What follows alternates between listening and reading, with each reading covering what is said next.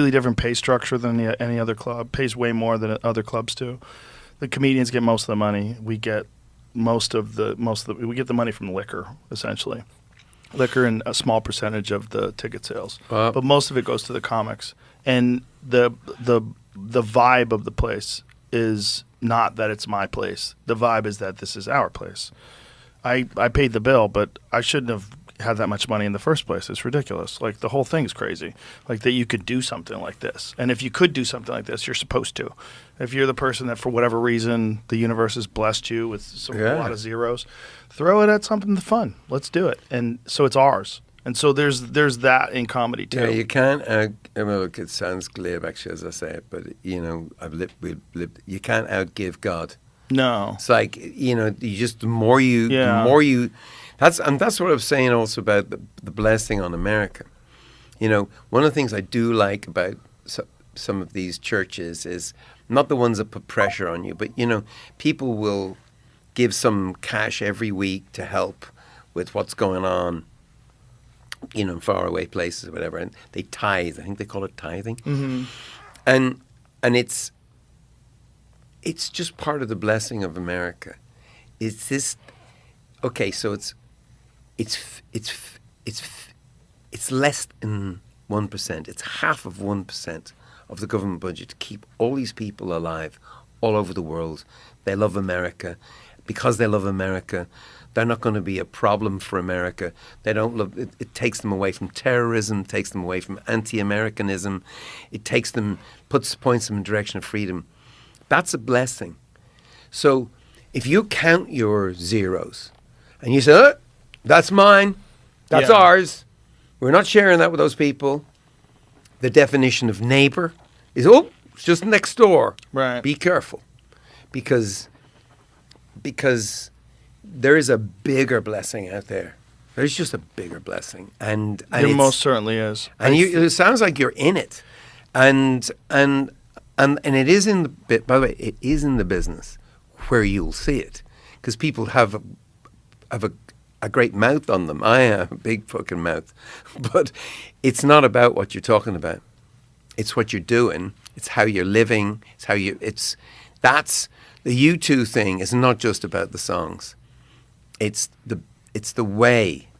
Did you use the word way a minute ago? You said it's the way when you're fighting. Yeah. Anything that takes you away. Sure. What did you mean by that? There's a great quote by Miyamoto Musashi. This is the guy I actually have tattooed on my right arm.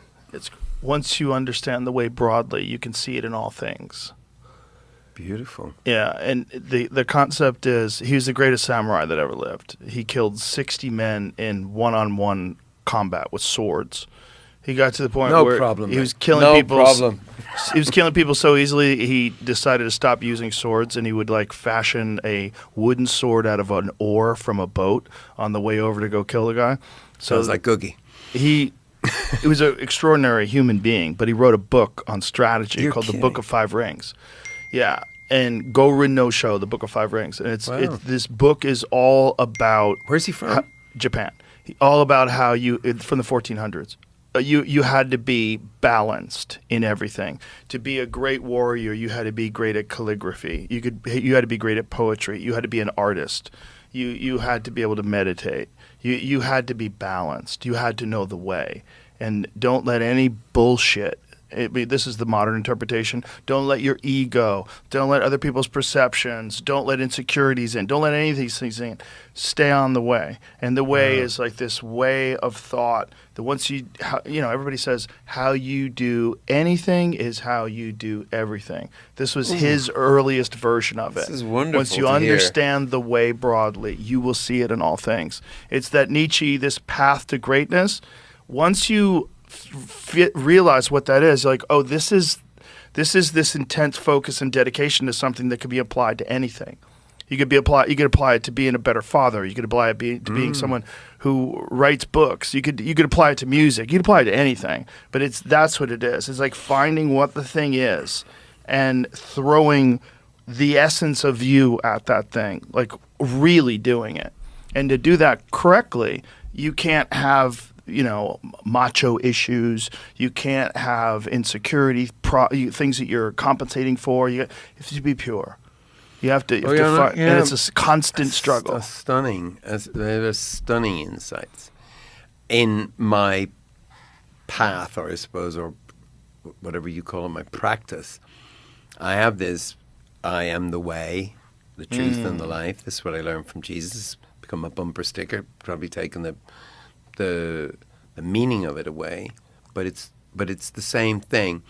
I've got to, because when I focus on this kind of this radical idea to serve, rather than to lead, to be no greater love and all this stuff. Unfortunately, this language has been ruined for you guys. I'm so sorry. But no. But we can get past that. It's powerful. Yeah, it's real. And it's and this Jesus is a long way from the one that you meet on these kind of sales programs, but it is humility,